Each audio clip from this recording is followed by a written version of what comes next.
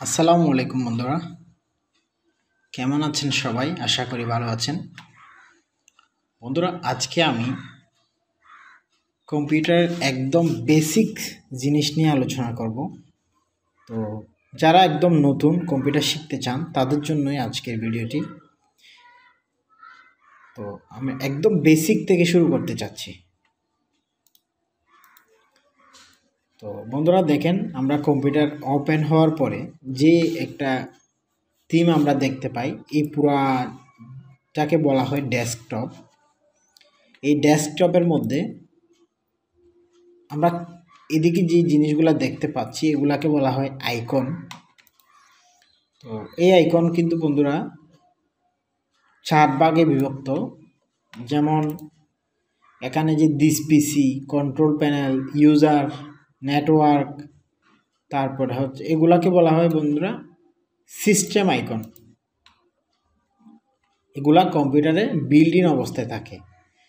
তো আর কিছু আইকন আছে, আমরা সফটওয়্যার নতুন ইনস্টল করলে এই ধরনের আইকনগুলো চলে আসে, এইরকম একটা চিহ্ন দেখতে পাবেন। এগুলাকে বলা হয় শর্টকাট আইকন। এগুলার নাম হচ্ছে বন্ধুরা শর্টকাট আইকন। তো আর কিছু এখানে ফাইলের আইকন আছে, যেমন দেখেন এই যে এটা হচ্ছে আমাদের একটা এক্সেল ফাইল।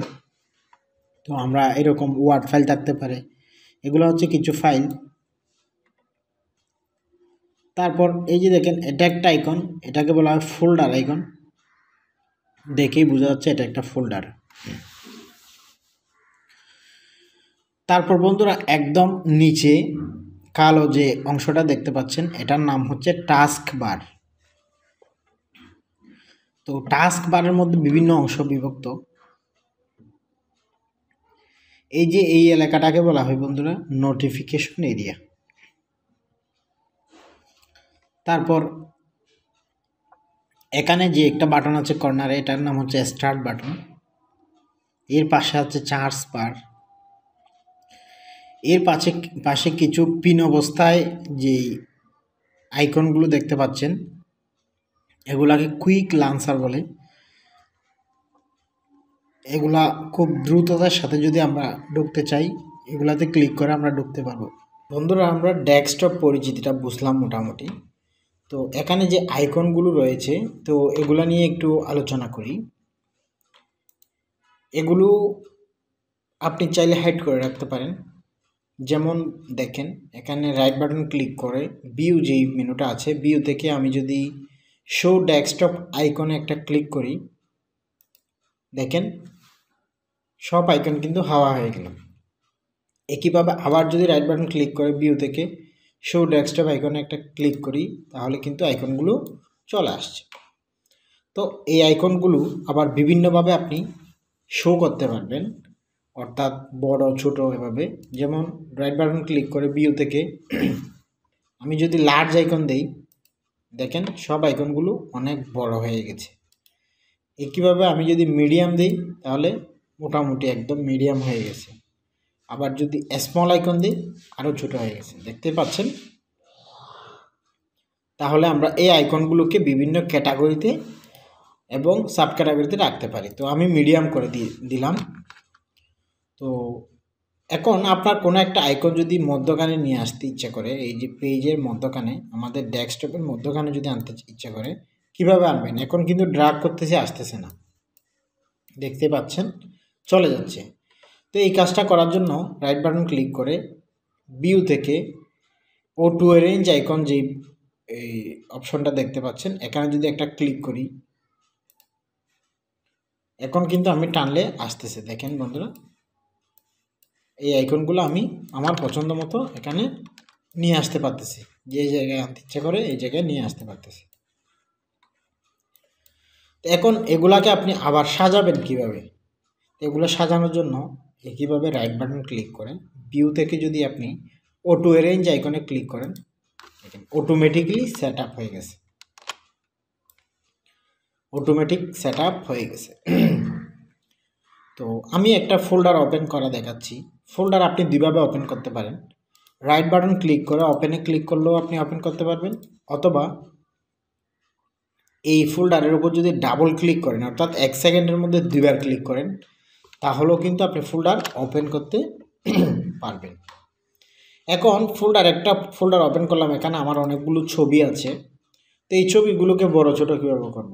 ছবিগুলোকে বড় ছোট করার জন্য এই দেখতে পাচ্ছেন এখানে কর্নারের মধ্যে ডিসপ্লে আইটেম যেটা আছে এটাতে ক্লিক করলে এরকম হচ্ছে, অথবা এখান থেকে ক্লিক করে আপনি বড় ছোট করতে পারবেন, অথবা এই যে ভিউ ট্যাব যেটা দেখতে পাচ্ছেন ভিউ ট্যাবে গিয়ে medium, icon large, list, content, title, small icon, extra large icon, আপনি যে কোনো একটা এখান থেকে ইউজ করতে পারবেন। আপনি যেভাবে দিতে চাইবেন সেভাবে দিতে পারবেন। যেমন আমি এক্সট্রা লার্জ আইকন দিলে একটু বড় বড় দেখাচ্ছে। তো বন্ধুরা দেখেন, এখন আমার ইচ্ছে করতেছে এই ছবিটা ওপেন না করে আমি পাশে যদি দেখতে চাই, কিভাবে দেখব? তো এই কাজটা করার জন্য এই পিকচার ভিউ থেকে এই যে একটা প্রিভিউ প্যান দেখতে পাচ্ছেন বন্ধুরা, প্রিভিউ প্যানে যদি একটা ক্লিক করে দিই আমি, এখন এই বাম পাশে একটা কিন্তু সিলেক্ট প্রিভিউ প্যান, এটাকে আপনি এই জায়গা অংশ ধরে একটু বড় ছোট করতে পারবেন। আমি যদি এখন যে কোনো একটা ছবিতে ক্লিক করি, দেখেন পাশে কিন্তু সাথে সাথে দেখাচ্ছে, ওই ছবিটা দেখাচ্ছে। তাহলে বড় করে দেখতে পাচ্ছি না? এক্ষেত্রে এটাকে আমাকে ওপেন করতে হচ্ছে না, আমি ওপেন না করা সত্ত্বেও একটা ছবিকে এখানে ক্লিক করে দেখতে পারতেছি। তো এটা কিভাবে নিয়ে যাবেন? ঠিক সেইভাবে এই যে প্রিভিউ প্যানে আরও একবার ক্লিক করলে ছবিটা কিন্তু মানে প্রিভিউ অপশনটা চলে যাবে। তো একইভাবে আপনি যদি কোনো ছবিকে হাইড করে রাখতে চান, মনে করেন আমি চাচ্ছি এই তিনটা ছবিকে এই ফোল্ডার থেকে হাইড করে রাখবো। তো প্রথমে সিলেক্ট করব, করার পর এই যে দেখেন হাইড সিলেক্ট আইটেম, এখানে ক্লিক করব। করার পর অটোমেটিক্যালি এই ছবিগুলো সিলেক্ট হয়ে যাবে। তো ছবিগুলো যদি আবার নিয়ে আসতে চাই, একইভাবে প্রথমে এখানে দেখতে পাচ্ছেন একটা হিডেন আইটেমস আছে, এখানে একটা টিক মার্ক দিয়ে দিব। তখন কিন্তু এই ছবিগুলো দেখাচ্ছে কিন্তু ক্লিয়ারলি দেখাচ্ছে না। এখন এই ছবি দুটাকে সিলেক্ট করব, করার পর আবার হাইড সিলেক্টেড আইটেমস একটা ক্লিক করব। এখন কিন্তু রিস্টোর হয়ে গেছে, মানে এই ছবিগুলো দেখাচ্ছে। তো বন্ধুরা, ছবি কিন্তু আমরা এখন হাইডও করতে পারবো এবং আনহাইড করতে পারবো। আমি এই চিহ্নটা উঠাই দিলাম। এখান থেকে ছবি ডিলিট কিভাবে করবেন? এখান থেকে ছবি ডিলিট করার জন্য সিলেক্ট করবেন, করার পর এই যে বন্ধুরা দেখেন ডিলিট, এই যে ডিলিটের মধ্যে ক্লিক করলে চলে যাচ্ছে। ছবিগুলো আমরা চাইলে পুনরায় নিয়েও আসতে পারি, রাইট বাটন ক্লিক করে আনডু ডিলিট চলে আসতেছে।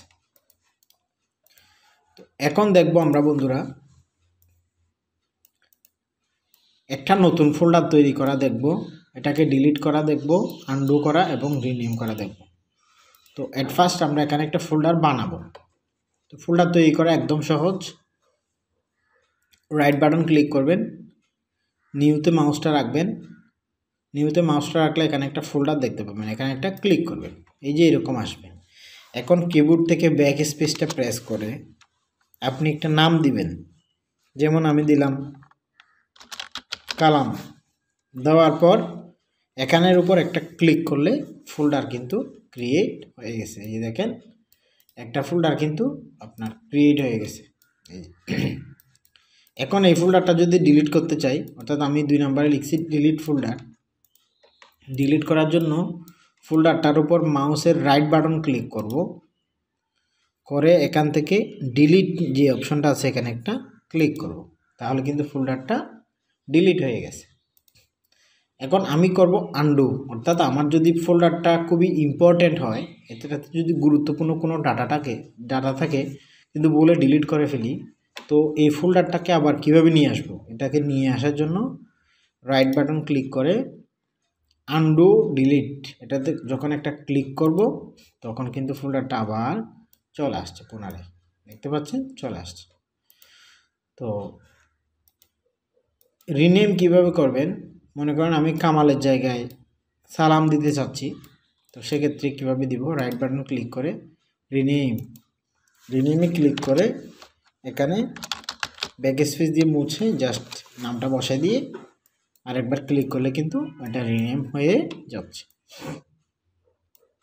তো এই হচ্ছে মোটামুটি বেসিক্স। তো আপনি এখানে একটা ফোল্ডারকে ফাইলকে বা একটা সফটওয়্যারকে কীভাবে ইনক্লুড করবেন, এই যে কুইক অ্যাক্সেস টুলবারে অর্থাৎ কুইক লাঞ্চারের মধ্যে। তো এই কাজটা করার জন্য মনে করেন আপনি এই ফুল আইকনটাকে এখানে আনতে চাচ্ছেন, এটাকে আনার জন্য কিভাবে করবেন, এই ফোল্ডারটাকে বা এই আপনার এই আইকনটাকে এখানে ইনক্লুড করার জন্য এই আইকনের উপর রাইট বাটন ক্লিক করবেন, করার পর এখান থেকে দেখেন পিন টু টাস্ক বার, এই পিন টু টাস্ক বারের মধ্যে যখন একটা ক্লিক করবেন দেখেন এই আইকনটা কিন্তু এখানে ইনক্লুড হয়ে গেল। তো এখান থেকে রিমুভ কিভাবে করবেন, এখান থেকে রিমুভ করাও একইভাবে করা যায়। রাইট বাটন ক্লিক করে এখানে দেখেন আনপিন ফ্রম টাস্ক বার, এখানে যখন ক্লিক করবেন তখন কিন্তু এটা আনপিন হয়ে গেল। তো আপনি একইভাবে আইকনটাকে পিনও করতে পারবেন এবং আনপিন করতে পারবেন। তো বন্ধুরা, এটা ছিল আজকে একদম বেসিক একটা ক্লাস, যারা একদম নতুন তাদের জন্য, যারা পুরাতন যারা পারেন তাদের জন্য এই ক্লাসটা মোটেই নয়।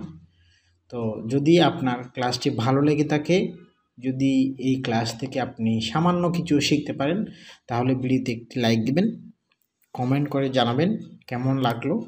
তো সাথে থাকার জন্য ধন্যবাদ।